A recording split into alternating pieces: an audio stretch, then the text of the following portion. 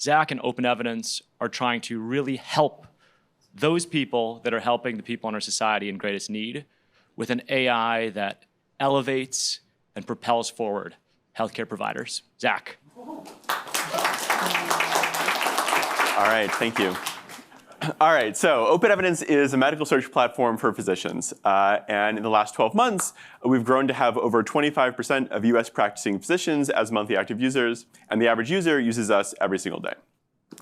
And so one of the really special things about this moment is that we hear very frequently from our users about how they're using OpenEvidence and telling us their stories.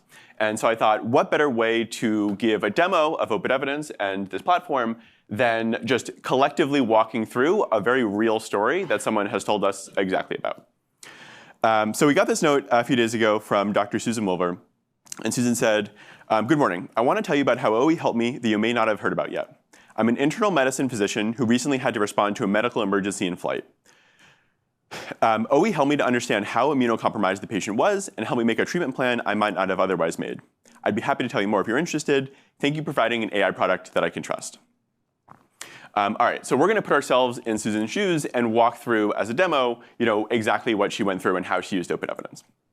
So Susan's on a plane, and she hears what I suspect most doctors spend most of their lives preparing for, which is there a doctor on board? And so she goes to investigate, and it turns out that there's a 63-year-old man who has, over the course of the flight, developed a pretty severe rash over on his arm, and it's kind of unclear what it is. She suspects that it might be chickenpox, so we're going to follow her steps. So depending on where he's been traveling, it could be more or less likely that it's chickenpox, and depending on the incubation period, that'll help inform, is this chickenpox, is this something else, something like that. So she puts this in OpenEvidence, gets an answer. In this case, this is a pretty simple question. It doesn't require crazy references. One of the key references is the CDC Yellow Book, which is just a trusted resource in this space. And turns out the answer in this case was 15 days. And so working through talking to the patient, it turns out, yes, actually, this actually very well could be chickenpox. But here's where it gets complicated. It turns out the patient also had prostate cancer and was on a drug called Xtandi for prostate cancer. So chickenpox is not super serious if you're a kid.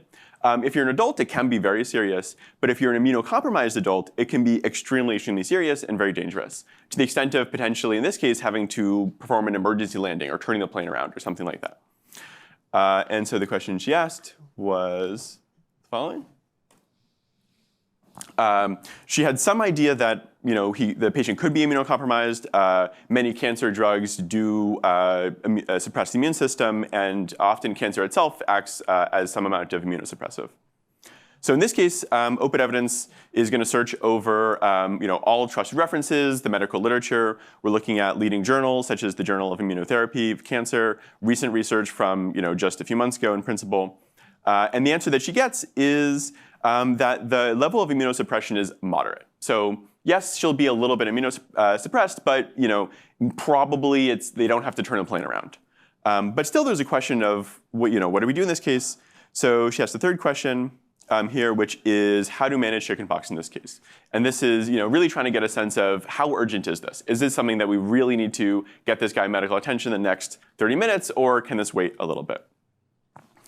And in this case, OpenEvidence tells her a series of drugs and kind of a reasonable treatment plan for how to progress in this situation. It's based on, again, recent literature and trusted resources.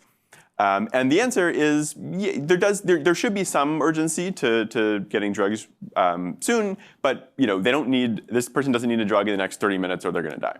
And so on the basis of this, they don't turn the plane around, they keep going, and everyone kind of continues on their day.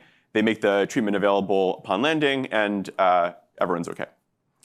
And so for me, I think what this really highlights, I think, about OpenEvidence and really about patient care much more broadly, is that every single patient is a long tail. Every patient has their own comorbidities and context, and it's just really hard to be a doctor. It's really hard there's just no way to cram all that into one person's head.